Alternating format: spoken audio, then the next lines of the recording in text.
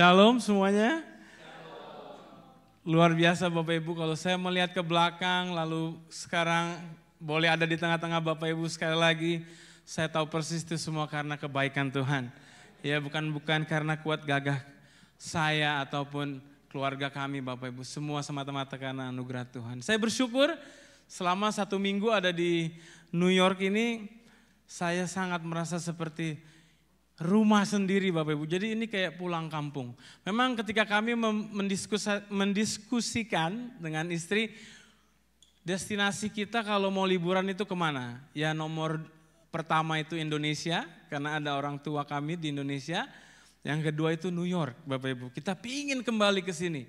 Setelah 9 tahun baru bisa satu keluarga kembali ke tempat ini. Dan saya sangat merasa di welcome di tempat ini. Terima kasih Pak Yongki, Ibu Yongki. Luar biasa. Ya.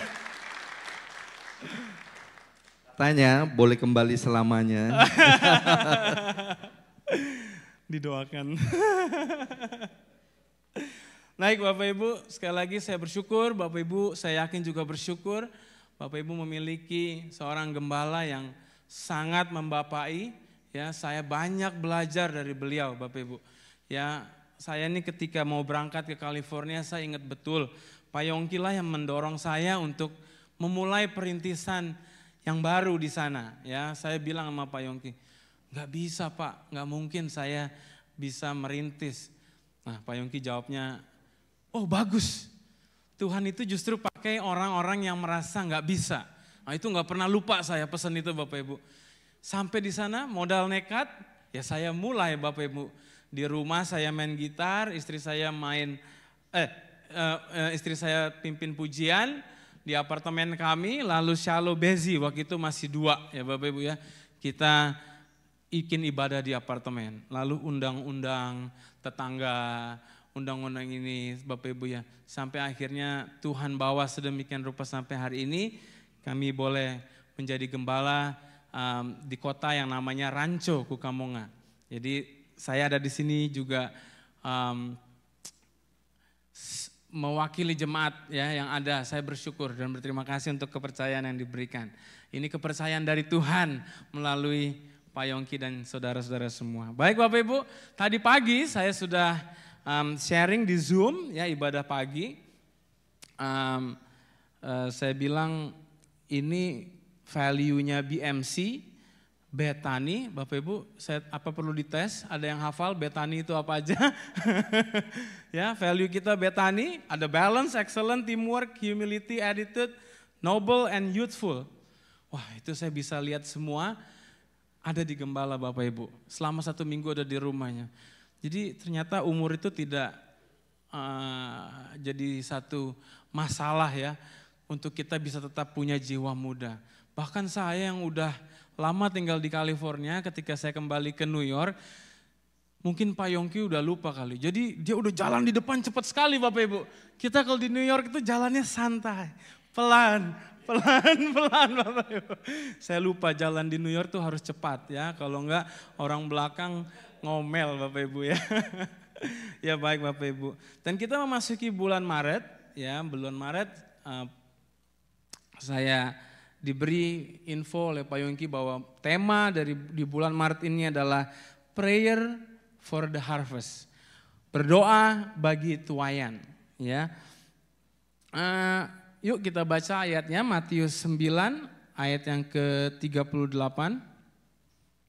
Tapi saya lihat di sini banyak sekali banyak juga ada yang baru ya, baru ketemu dengan saya. Mungkin sekali lagi bolehkah saya perkenalkan istri dan anak saya untuk berdiri, Stefani, Shiloh, dan Bezi Bapak Ibu ya. Yang dulu ketemu 9 tahun lalu anak-anak kami masih segini. Saya hari ini ketemu Rexley, ketemu Faith. Waduh, udah besar-besar semua Bapak Ibu. Iya, mari kita baca sama-sama ayat ini. Ya, 2, 3.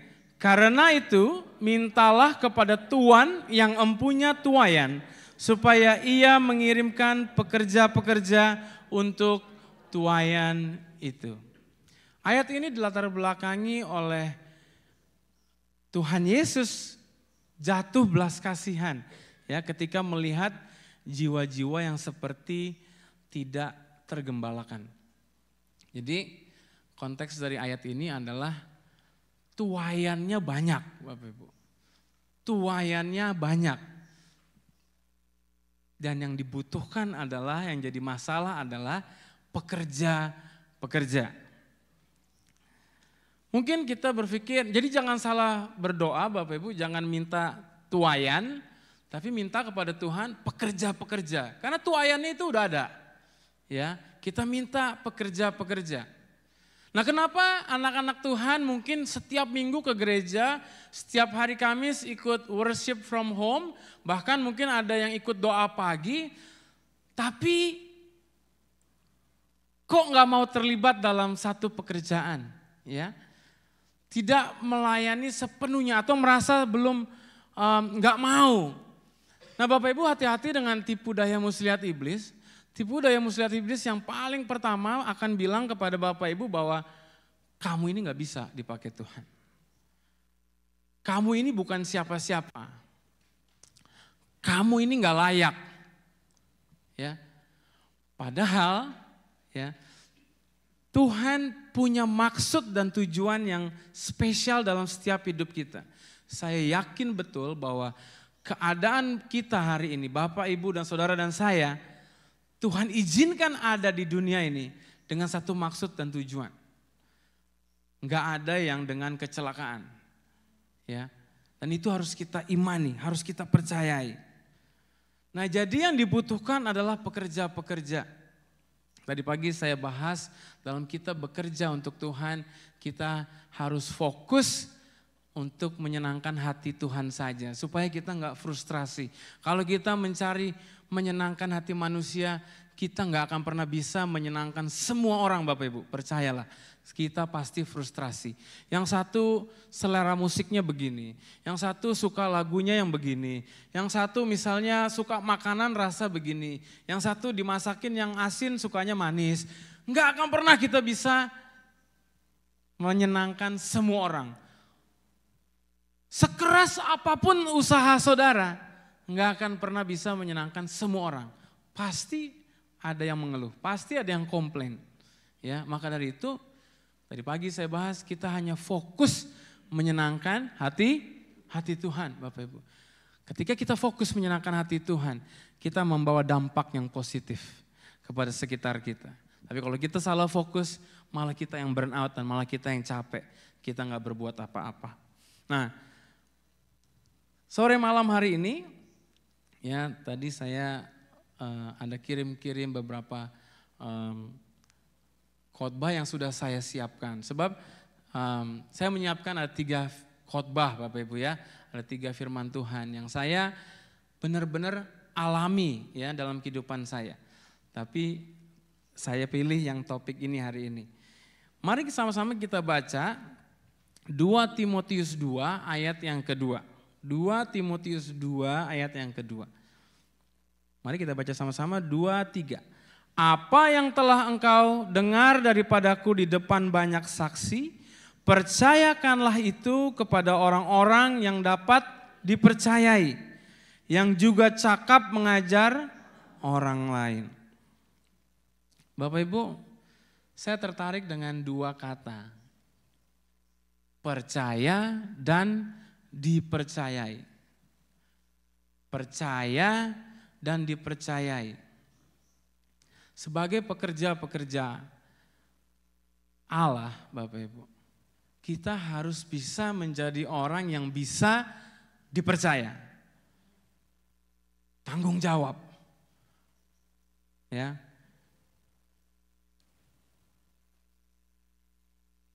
Percaya adalah dasar dari segala hubungan. Ya, hubungan suami istri, hubungan pertemanan, hubungan jemaat dengan gembala, hubungan bos dengan karyawannya, sebaliknya. Itu semua harus didasari dengan percaya. Makanya kalau apply pekerjaan, saudara diinterview dulu. Ini kira-kira orangnya bisa dipercaya atau enggak? Gitu. Enggak gampang untuk seseorang diterima kerja. Saya tahu di sini banyak yang berbisnis, berusaha, pasti juga selektif dalam memilih karyawan, ya kan? Pasti kita mengharapkan orang yang bisa dipercaya, orang yang setia, orang yang tekun, orang yang mau diajar, yang bisa dibentuk. Bahkan terkadang pinter itu belakangan, yang penting dia mau diajar, dia mau dilatih, bisa dipercaya. Kepercayaan adalah landasan dari semua hubungan. Dan catat ini Bapak Ibu, orang yang bisa dipercaya akan mendapatkan kesempatan lebih banyak. Orang yang bisa dipercaya akan mendapatkan kesempatan lebih banyak. Pertanyaannya, apa sih yang mendatangkan kepercayaan? Apa yang harus diperhatikan untuk bisa mendapatkan kepercayaan? Yang menentukan tingkat kepercayaan adalah karakter dan perilaku. Karakter dan perilaku. Ini bukan cuma untuk pribadi aja Bapak Ibu, tapi kalau Bapak Ibu membangun satu bisnis usaha, karakter dan perilaku bisnis Bapak Ibu akan menentukan tingkat kepercayaan orang. Baru-baru ini saya hari Sabtu ya saya jalan-jalan ditemani oleh Kesia. Ya, lalu saking kita nih bingung mau ngapain, terus kita akhirnya cari tempat pizza. Ini di luar rencana Bapak Ibu, di luar rencana. Kita mau cari tempat pizza, makan pizza. Yang mana Kes? Pilih sana pilih sini, bingung. Gimana caranya untuk kami menentukan, oke, ini tempat yang kami mau tuju. Yang satu bilang, Stefani istri saya bilang, oh ini ada nih tempat enak nih.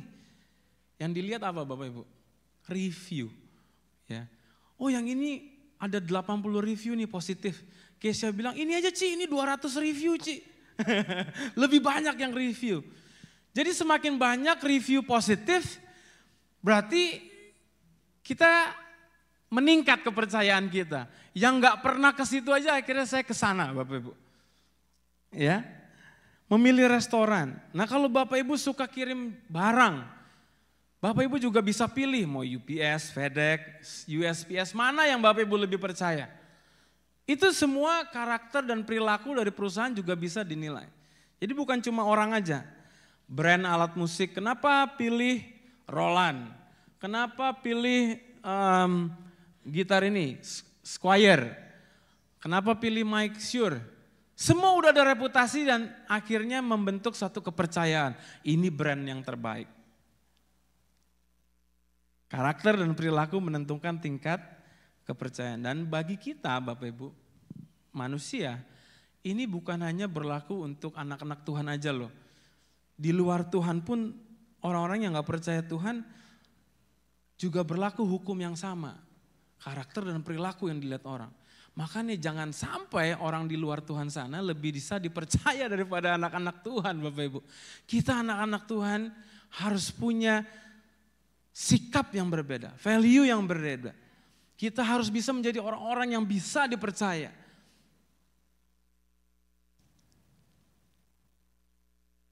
Jadi hari ini kita akan belajar untuk bagaimana sih caranya hidup berintegritas.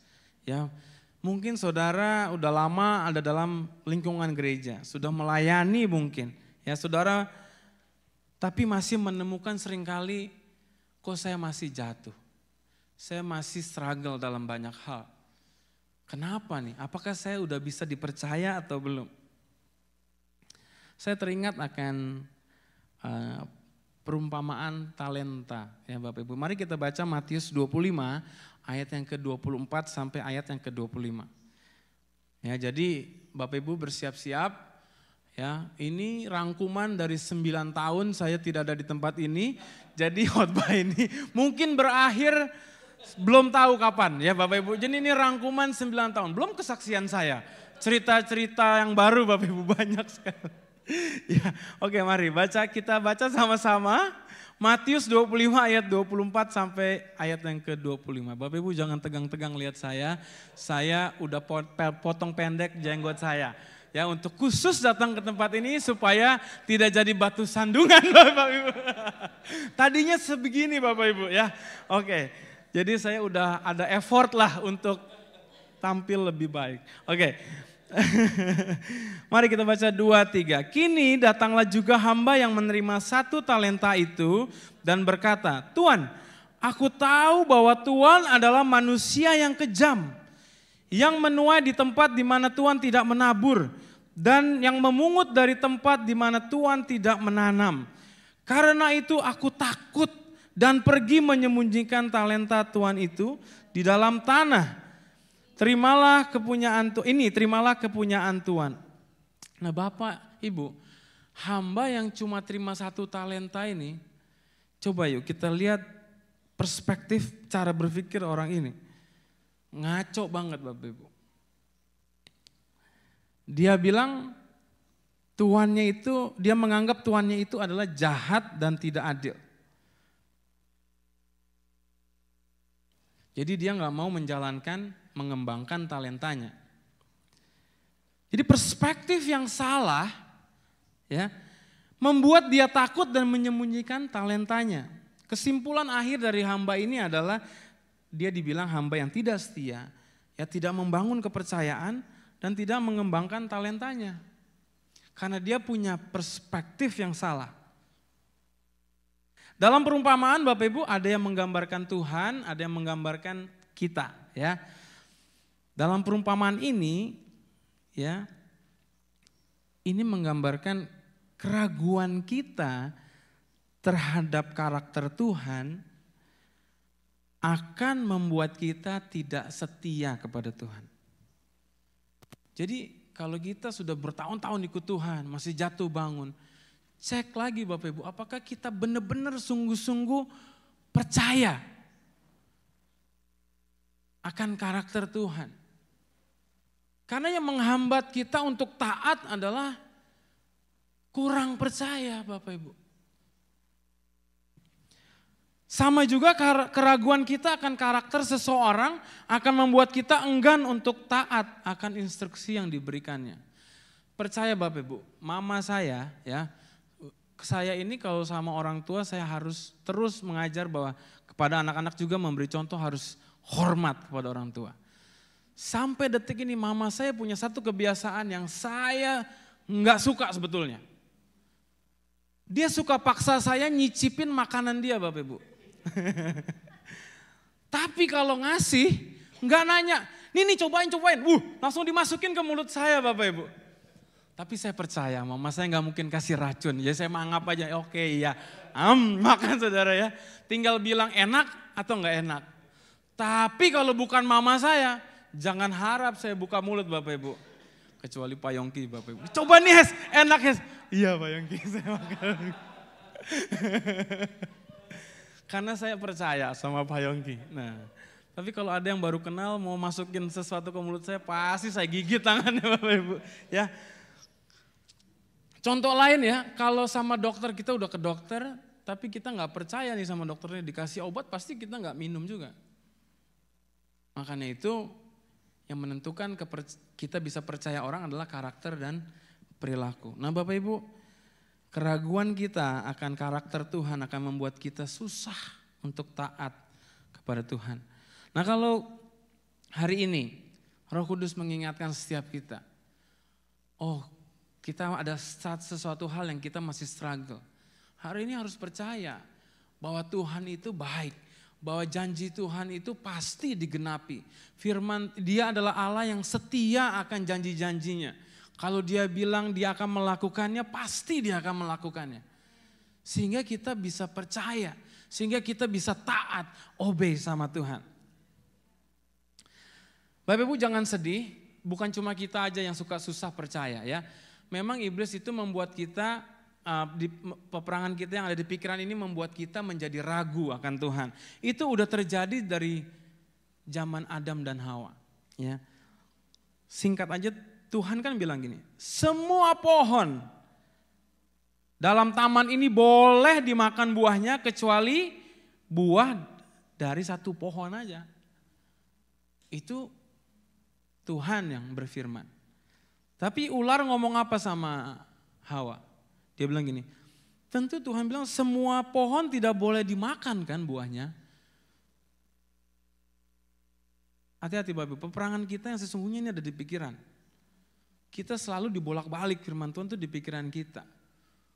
Padahal Tuhan bilang semua pohon boleh dimakan, cuma satu yang nggak boleh.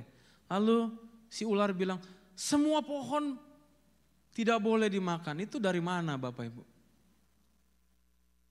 Mulai timbul keraguan. Enggak sampai di situ. Tuhan bilang gini, kalau kamu makan buah dari pohon yang dilarang, kamu akan mati. Kan itu Tuhan bilang begitu. Tapi apa kata ular? Sekali-kali kamu tidak akan mati, tetapi kamu akan menjadi seperti Allah. Itu ada di Kejadian 1, Bapak Ibu bisa baca ya, Kejadian 1 sampai ayat 1 sampai ayat yang ke-5. Tuhan bilang kalau makan buah yang dilarang ini kamu mati. Tapi ular bilang kamu gak akan mati, kamu akan menjadi seperti Allah. Ini penipuan terbesar Bapak Ibu.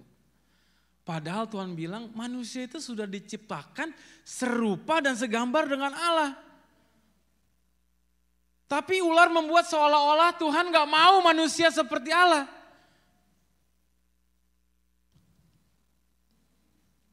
Maka timbul keraguan akan karakter Tuhan. Akhirnya mereka berdua jatuh dalam dosa. Nah hari ini kuatkan dan teguhkan hatimu bahwa Tuhan itu baik kepada setiap kita. Tidak ada sesuatu yang terjadi dalam kehidupan itu karena Tuhan jahat. Enggak. Karena Tuhan membawa kita untuk naik kelas, dipakai lebih dahsyat lagi, untuk kemuliaan Tuhan Bapak Ibu. Bapak Ibu diciptakan Tuhan punya satu tujuan.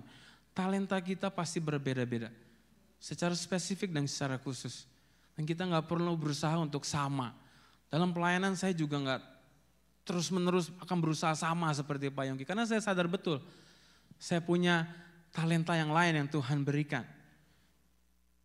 Yang penting kita satu pegangannya, firman Tuhan. Padahal Tuhan adalah Tuhan yang baik, ya, memberikan semua buah boleh dimakan. Hanya iblis selalu menjadikan manusia ini nggak pernah merasa puas. Iblis terus-menerus berusaha agar manusia itu meragukan karakter Tuhan. Sekali lagi Bapak Ibu, keraguan kita terhadap karakter Tuhan akan membuat kita tidak setia kepadanya. Mempercayai, satu pelajaran yang paling penting hari ini adalah gini Bapak Ibu. Makanya judul khotbah hari ini adalah percaya dan dipercayai, ya. Kalau Bapak Ibu lupa khotbah saya apa tadi di awal, tapi pulang jangan lupa yang ini. Mempercayai Tuhan dengan sungguh-sungguh akan menjadikan kita pribadi yang bisa dipercaya. Nah, kan kita mau berusaha menjadi orang yang bisa dipercaya, katakan amin. Ya, anak-anak Tuhan harus menjadi orang-orang yang bisa dipercaya. Jangan justru orang yang di luar Tuhan yang lebih dipercaya. Ya, yang bisa bertanggung jawab, yang datang yang on time. Itu orang-orang di luar sana. Jangan, anak Tuhan dong harus jadi contoh, teladan bagi yang lain. Jadi berkat lewat apa yang perkataan kita, perbuatan kita dan sebagainya. Ya. Tapi cara untuk kita bisa menjadi orang yang bisa dipercaya itu cuma satu. Kita hidup 100% fully trust God. Mempercayai Tuhan. Ketika kita mempercayai Tuhan dengan sungguh-sungguh, percaya kita pasti jadi orang-orang yang bisa dipercaya. Dasar daripada ketaatan kita harus percaya bahwa Tuhan itu baik, Tuhan itu setia, Tuhan itu memikirkan kita, Tuhan itu menyediakan masa depan yang cerah bagi setiap kita. Kita tidak akan mengalami kesulitan untuk taat kepada Tuhan kalau kita percaya akan hal ini. Awal perjalanan pelayanan kami Bapak Ibu di kota California itu Bapak Ibu, kami mengandalkan satu income waktu itu. Income-nya dari istri saya, Stefani. Nah, saya bekerja drive Uber waktu itu di sana. Tapi tidak menentu penghasilannya. Kami itu melewati, Bapak Ibu, hari Senin menggadaikan cincin kawin, ya. Lalu hari Jumat gajian baru kita tebus. Kenapa saya gadaikan? Karena saya harus supaya bisa cukup makan gitu ya. Jadi saya mengalami juga tuh yang namanya kasih makan anak-anak sereal, kami makan sereal awal-awal pelayanan. Tapi saya mau bilang begini, Kalau saya nggak berhasil mempercayai Tuhan, hari itu saya give up. Kalau saya nggak berhasil untuk terus percaya dan berharap sepenuhnya hanya kepada Tuhan, pasti saya berhenti. Udah cari kerja full time yang cepat, yang udah nggak usah pelayanan lagi. Sebab nggak ada yang menuntut saya bebas kok. Saya tidak ada di bawah siapapun waktu itu. Tapi kami memutuskan jalan terus. Makanya penting Bapak Ibu, suami istri harus terus sepakat. Suami istri tidak boleh punya visi yang berbeda-berbeda. Harus satu visinya. Dan visi yang utama harus satu, yaitu menyenangkan hati Tuhan. Suami istri harus kompak. Itu pasti transfer ke anak-anak. Saya bersyukur Bapak Ibu hari ini anak-anak kami juga melayani Tuhan. Tanpa kami push, suruh-suruh gak usah. Jadi Bezi udah mulai main drum kira-kira tahun lalu, 2 tahun lalu ya. Shallow udah mulai singers, juga ngajar Sunday School ya Bapak Ibu. Nanti tinggal si Seski. Saya percaya pasti nanti nyamber semua, pasti semua ikut. Kenapa? Karena kita terus memberi contoh hidup percaya kepada Tuhan. Sehingga kepercayaan yang hari ini saya terima, saya tahu betul. Itu akibat dari saya terus mempercayai Tuhan. Ya, Tuhan bawa ke step berikutnya, Tuhan bawa ke step berikutnya, Tuhan bawa ke step berikutnya. Hari ini saya berumur 39 tahun Bapak Ibu. Tapi saya menggembalakan banyak orang-orang yang sudah jauh lebih tua dari saya. Saya nggak pernah mau mencoba mencari hormat, mencari ini. Saya cuma benar-benar Tuhan, pokoknya saya mau buat hidup saya available sama Tuhan. Kok mereka bisa dengar loh Bapak Ibu? Ya udah, saya mesti balik lagi, kalau enggak nanti berjam-jam nih. Nah, saya akan tutup dengan satu kisah. Ini bukti penyertaan Tuhan kepada orang-orang yang mempercayai Tuhan dengan sungguh-sungguh. Sehingga mereka ini jadi orang-orang yang bisa dipercaya dan mendapatkan posisi-posisi yang penting. Ya, saya akan singkatkan Bapak Ibu, kalau Bapak Ibu pernah ingat Daniel, Hanaya, Misael, dan Azaria.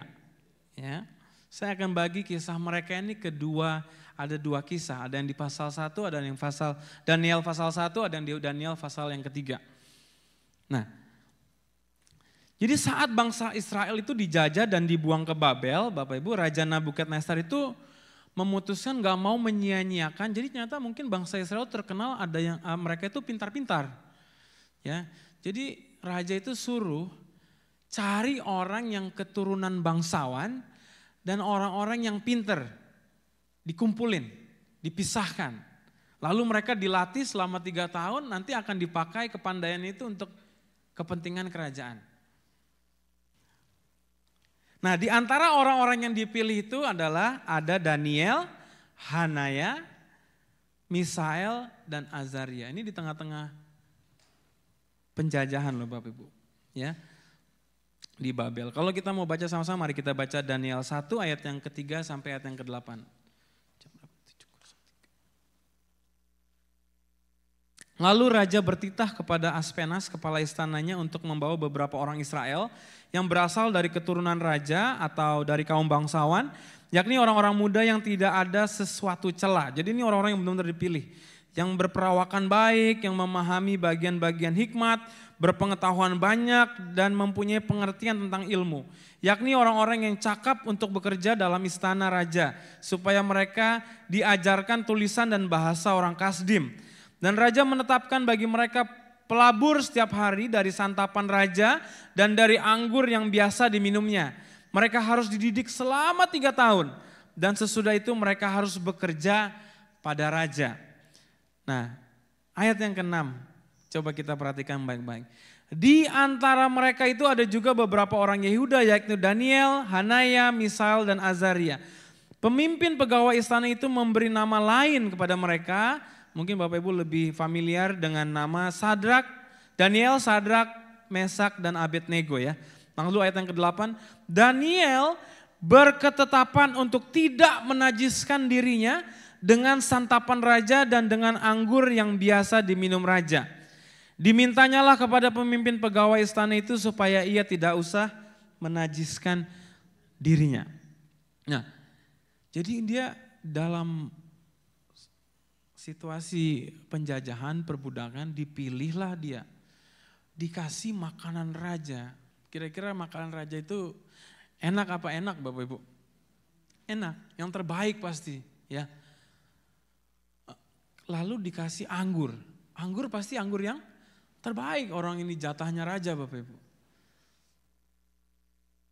Sedangkan mungkin orang yang lain yang gak dipilih itu makan yang gak enak kali Bapak Ibu. Tapi Daniel memilih untuk tidak menajiskan dirinya. Kebiasaan orang Yahudi itu sampai sekarang mungkin mereka itu makanannya kosher, benar ya. Jadi makanan mereka itu harus didoakan dulu oleh rabai, baru dianggap kudus boleh dimakan. Ya, kalau belum didoakan, ya itu dianggap najis gitu Bapak Ibu ya, tidak kosher. Jadi Daniel ini berkeputusan nggak mau. Lalu dia bikin deal sama kepala penjara ini. Dia bilang, karena titah raja itu kan satu hal yang harus dilaksanakan. Harus dilaksanakan titah raja. Kalau enggak, resikonya adalah mati Bapak Ibu. Bisa aja kalau raja nggak suka. Jadi kepala penjara ini takut. Kalau saya nggak kasih kamu makanan raja, kamu jadi kurus, jadi nggak pinter, kemampuannya, kepandaiannya berkurang. Saya yang jadi masalah nih katanya si pegawai kepala penjara ini Bapak Ibu. Tapi Daniel bikin deal, udah dicoba dulu 10 hari katanya. Coba aja 10 hari katanya. Singkat cerita lewat 10 hari, apa yang terjadi Bapak Ibu? Perawakan mereka lebih baik daripada orang yang lain. Mereka itu dilihat lebih gemuk daripada semua orang muda yang telah makan dari santapan raja. Apa yang terjadi selanjutnya Bapak Ibu? Ayo kita baca ayat yang ke-17. Kepada keempat orang muda itu Allah memberikan pengetahuan dan kepandaian tentang berbagai-bagai tulisan dan hikmat. Sedang Daniel juga mempunyai pengertian tentang berbagai-bagai penglihatan dan mimpi. Wow, bisa sama-sama bilang wow. Wow, ketika Daniel, Sadrak, Mesak dan Abednego tidak mau makan makanan raja, memilih untuk makan sayur ya, itu spesifik dibilang sayuran Bapak Ibu.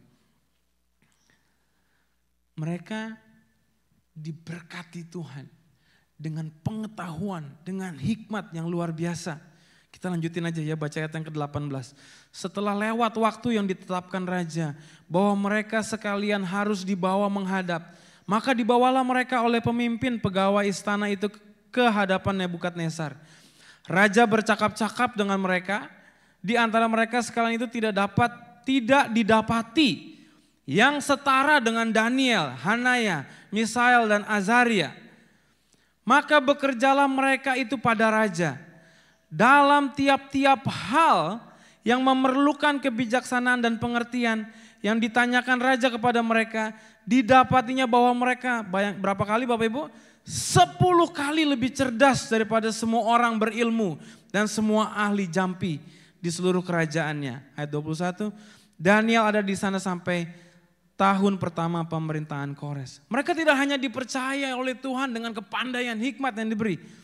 Mereka dipromosi oleh Tuhan. Raja ini sungguh dipromosi oleh Tuhan dan Raja mendapatkan kepercayaan yang penting Bapak Ibu. Akibat dari apa? Mereka tidak mau menajiskan dirinya. Akibat mereka menaruh percaya mereka kepada Tuhan. Akibatnya mereka menjadi orang-orang yang dipercaya. Saya mau sampaikan begini. Tidak akan pernah rugi. Saya jamin Bapak Ibu, karena saya tahu siapa Tuhan saya. Siapa Tuhan kita. Ketika kita benar-benar hidup takut akan Tuhan. Percaya saja sama Tuhan dan mau taat. Apapun resikonya. Promosi itu datang dari Tuhan. Sebab kita menjadi orang yang bisa dipercaya.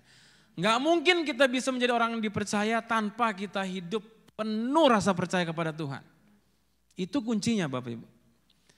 Saya langsung ke kisah yang kedua ya. Pasal yang ketiga. Jadi dalam pasal yang ketiga, Raja Nebukadnezar itu mendirikan patung emas ya. Dan memberikan perintah untuk semua orang sujud menyembah patung itu. Ketika ada aba-aba suruh sujud, semua harus sujud gitu. Tapi tidak lama kemudian ada yang melaporkan kepada raja bahwa Sadrak, Mesak, Abednego, Hanaya, Misael, dan Azaria itu enggak mau taat, Bapak Ibu. Dia memilih untuk tidak mau menyembah patung. Apa yang terjadi? Mereka dipanggil kepada raja. Dan diberi lagi kesempatan Bapak Ibu. Tapi perhatikan jawaban mereka. Jadi diberi kesempatan kedua nih. Jadi mereka udah didapati tidak mau taat, dipanggil menghadap raja. Raja bilang ini kesempatan buat kamu. Kamu mau gak tuh sembah raja itu? Lihat jawabannya begini Bapak Ibu. Daniel 3 ayat 16 sampai yang ke-18. Lalu Sadrak, Mesak, dan Abednego menjawab Raja Nebukadnezar. Tidak ada gunanya kami memberi jawab kepada tuanku dalam hal ini. Berani banget Bapak Ibu. Saya aja sama Pak Yoki gak berani ngomong gitu Bapak Ibu. Ya, ini kepada raja dia bilang. Gak ada gunanya raja saya jawab katanya. Jika Allah kami yang kami puja sanggup melepaskan kami, maka ia akan melepaskan kami dari perapian yang menyala-nyala itu. Dan dari dalam tanganmu ya raja. Tetapi seandainya tidak, hendaklah tuanku mengetahui ya raja bahwa kami tidak akan memuja dewa tuanku dan tidak akan menyembah patung emas yang tuanku dirikan. Wow Bapak Ibu, ini orang-orang yang luar biasa. Dia percaya sebelum melihat, percaya sebelum ditolong Bapak Ibu. Kalau Tuhan gak tolong, kami tetap gak mau menyembah patung. Kita anak-anak Tuhan jangan terbalik Bapak Ibu. Oke, saya akan melayani Tuhan kalau Tuhan jawab doa saya. Itu terbolak-balik gitu Bapak Ibu. Layani aja Tuhan. Fokus kepada Tuhan. Nanti saya akan tutup kesaksian dengan apa yang Tuhan lakukan dalam kehidupan saya sama keluarga. Ya. Raja kan marah. Akhirnya singkat cerita dimasukkan ke dalam dapur api Bapak Ibu, perapian yang menyala-nyala panas gitu ya.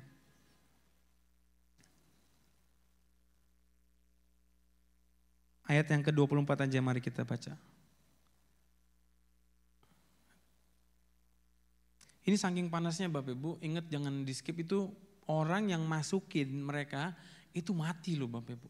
Itu dari luar. Jadi benar-benar nih bukan api mainan ya Bapak Ibu ya. Ini api yang sungguhan panas gitu Bapak Ibu.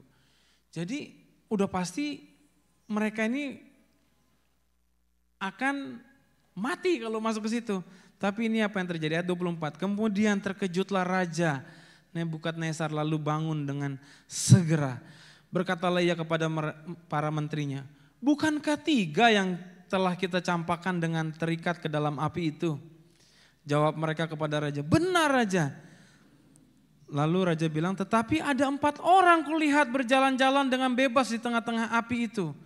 Mereka tidak terluka. Dan yang keempat itu rupanya seperti anak dewa Bapak Ibu. Wow, ini bagian yang sangat excited. Karena Sadrak, Mesak, Abednego mereka memilih untuk sungguh-sungguh percaya kepada Tuhan.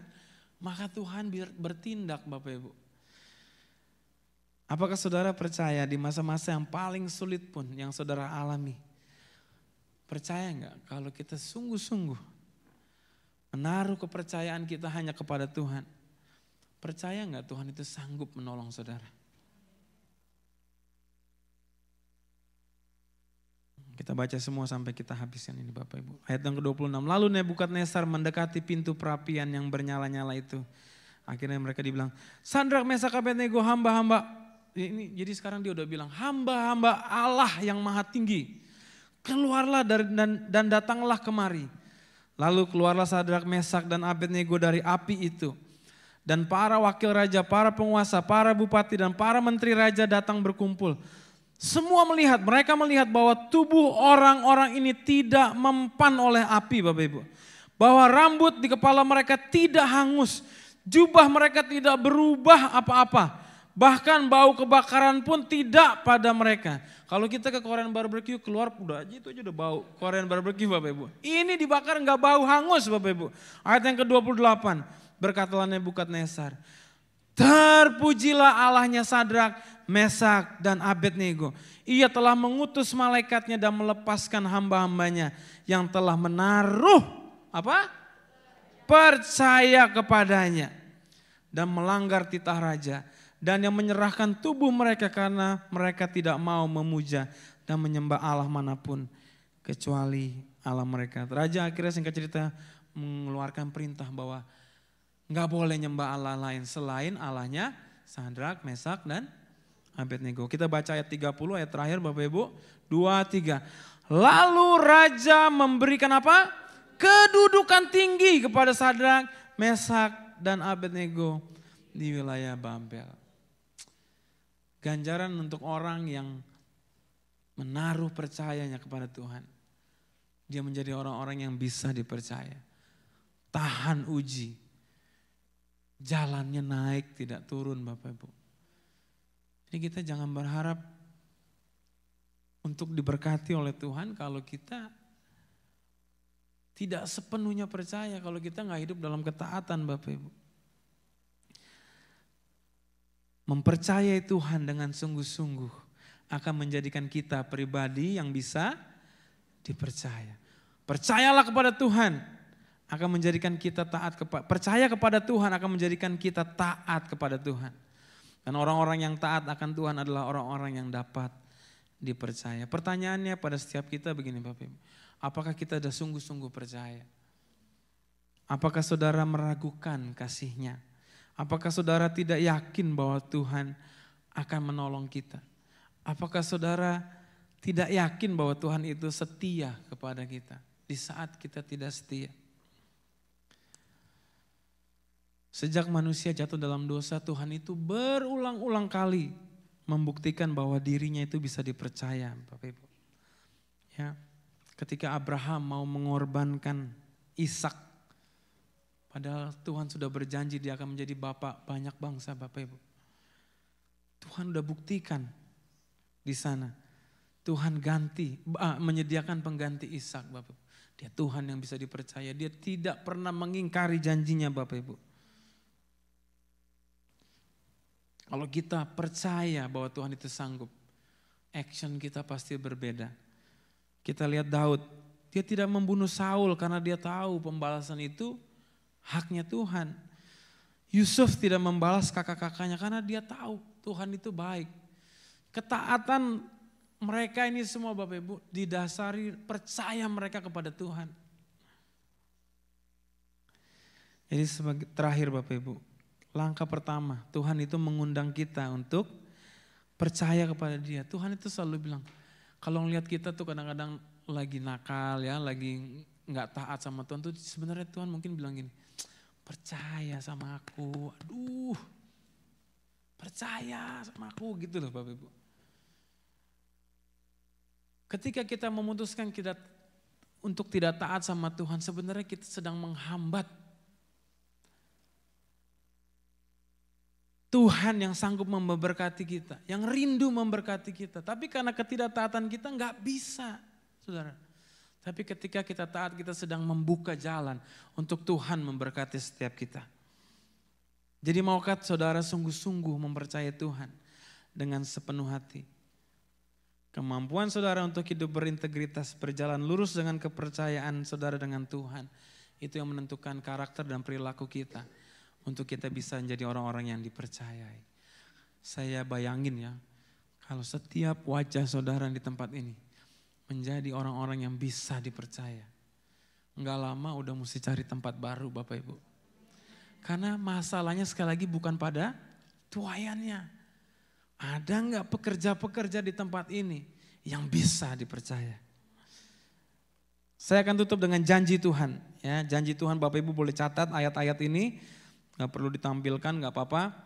Yesaya 43 ayat 1 sampai 4. Jadi ini setidaknya beberapa ayat yang akan saya bacakan ini.